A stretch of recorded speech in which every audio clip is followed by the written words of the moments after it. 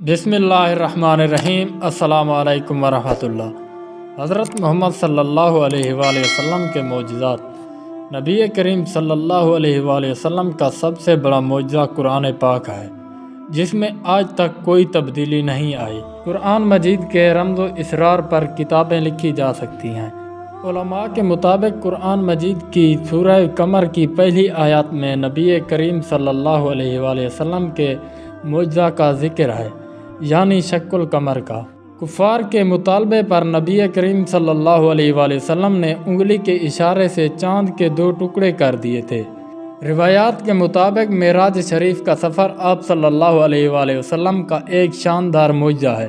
آپ صلی اللہ علیہ وآلہ وسلم براق پر تشریف فرما ہوئے اور بیت المقدس پہنچے۔ وہاں سب انبیاء علیہ السلام کی امامت کی، پھر 7 آسمانوں کی سیر اور اللہ تعالیٰ سے ملاقات کے بعد زمین پر تشریف لے آئے۔ لوگوں نے پوچھا، فلاں قافلہ جو مکہ اور بیت المقدس کے درمیان میں ہے کس جگہ تھا؟ آپ صلی اللہ علیہ وآلہ وسلم نے جو مقام بتایا، قافلے نے واپسی پراس رات کو اسی مقام پر قیام کی تصدیق کر دی۔ احادیث اور تاریخ میں نبی کریم صلی اللہ علیہ وآلہ وسلم کی پیدائش سے وصال تک بہت سے معجزات درج ذیل ہیں۔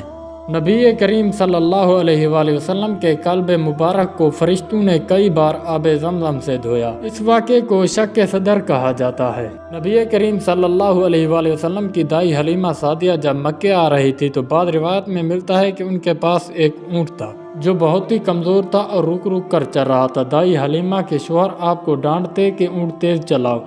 جب یہ قافلہ واپس آ رہا تھا اور محسن انسانیت صلی اللہ علیہ وآلہ وسلم دائی حلیمہ کی گود میں تھے تو یہی اونٹ سب سے آگے بھاگتا تھا۔ نبی کریم صلی اللہ علیہ وآلہ وسلم کی برکت سے دائی حلیمہ کے قبیلے بنو اسد میں جب یہ مبارک بچہ پہنچا تو اس قبیلے کے جانوروں کے تھن ایسے ہو گئے جیسے جاگ گئے ہوں۔ برتن بھر بھر کر دودھ جیسے امنڈنے لگا۔ دوسرے قبائل کے لوگ اپنے لڑکوں کو ڈانٹتے تھے کہ تم بھی وہیں جانور چراؤ جہاں اس گھرانے کے بچے چراتے ہیں۔ وہ لڑکے کہتے کہ وہیں تو چراتے ہیں لیکن دودھ اتنا نہیں نکلتا۔ انہیں کیا معلوم کہ یہ کسی گھاس یا خوراک کی وجہ سے دودھ نہیں نکل رہا، بلکہ یہ تو معجزہ نبی صلی اللہ علیہ وآلہ وسلم ہے۔ نبی کریم صلی اللہ علیہ وآلہ وسلم کی پیشن گوئیاں بھی سچ ثابت ہوتی تھی۔ ایک بار آپ صلی اللہ علیہ وآلہ وسلم کعبۃ اللہ سے ٹیک لگائے بیٹھے تھے کہ ایک مسلمان نے اپنی کمر دکھائی جو کافروں کے تشدد کے باعث ہر طرح جلس کر زخمی ہو چکی تھی۔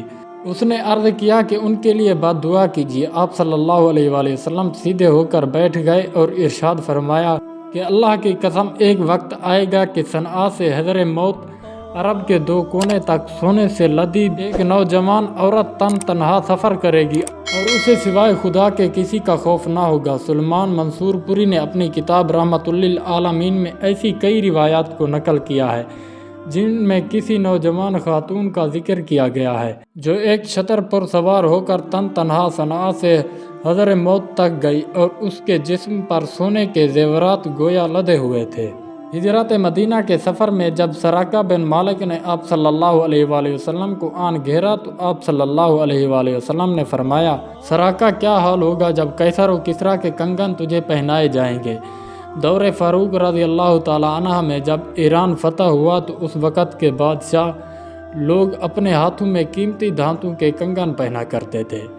اسی طرح کے کنگن ایران سے مدینہ لائے گئے تو حضرت عمر نے سراقہ بن مالک کو بلاوا بھیجا۔ ان کے آنے پر اسے بادشاہ کے کنگن پہنائے گئے اور ان کے دونوں بازو کندھوں تک ان قیمتی کنگنوں سے بھر گئے۔ ایک سفر کے دوران جب آپ بعد کے خیمے میں پہنچے تو آپ صلی اللہ علیہ وآلہ وسلم سمیت پورے قافلے کو شدید بھوک لگی تھی۔